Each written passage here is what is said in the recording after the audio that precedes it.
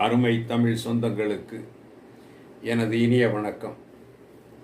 அருமை தமிழ் சொந்தங்களே, இப்பொழுது சமீபத்தில் ஒரு செய்தி ஓடிக்கொண்டிருக்கிறது. அதாவது தம்பி விஜயினுடைய பிரச்சார கூட்டத்தில் கலந்து கொண்ட ஒரு வட இந்திய நபர், மகாராஷ்டிராவை சேர்ந்த நபர் இறந்து விட்டதாக. உண்மையிலேயே சொல்லப்போனால் அவருக்கு இது இரண்டாவது மாரடைப்பு. முதல் மாரடைப்பில் அவர் ஏற்கனவே தப்பி வந்திருக்கிறார். அப்படிப்பட்டவர் இது போன்ற இடங்களுக்கு அவர் வந்திருக்க கூடாது.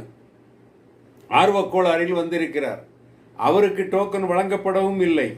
வழங்கப்பட்டது இன்னொரு நபருக்கு. அதை எடுத்துக்கொண்டு இவர் வந்திருக்கிறார். இதுதான் நடந்திருக்கிறது.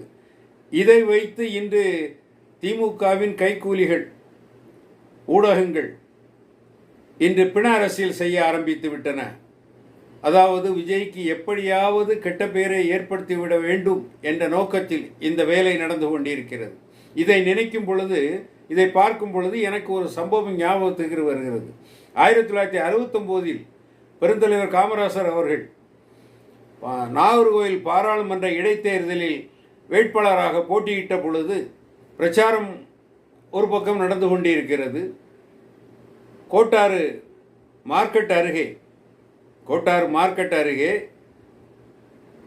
கூலிகளிடையே ஏற்பட்ட தகராறில், அதுவும் சீட்டாட்டத்தில் ஏற்பட்ட தகராறில் கிருஷ்ணன் என்ற கிட்டு குத்தி கொலை செய்யப்பட்டார்.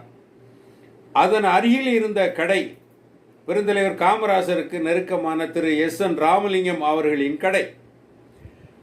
அந்த கடையின் உரிமையாளர் திரு எஸ்.என். ராமலிங்கர் அவர்கள் மீது அவர்களின் தூண்டுதலின் பேர்தான் அந்த கொலை நடைபெற்றதாகவும், கொலை செய்யப்பட்டவர் திமுக காரர் என்றும் முத்திரை குத்தி அன்றே இது போன்ற துஷ்பிரச்சாரங்களில் ஈடுபட்டு அதில் அரசியல் லாபம் காணும் நோக்கம் கொண்டது திமுகவினர் மட்டுமல்ல, கருணாநிதியின் டைரக்ஷன், அவருடைய அறிவுறுத்தலில் இந்த வழக்கு பதியப்பட்டது. காரணம், அன்று அவர்களது ஆளுங்கட்சி, அவர்களே ஆளுங்கட்சி.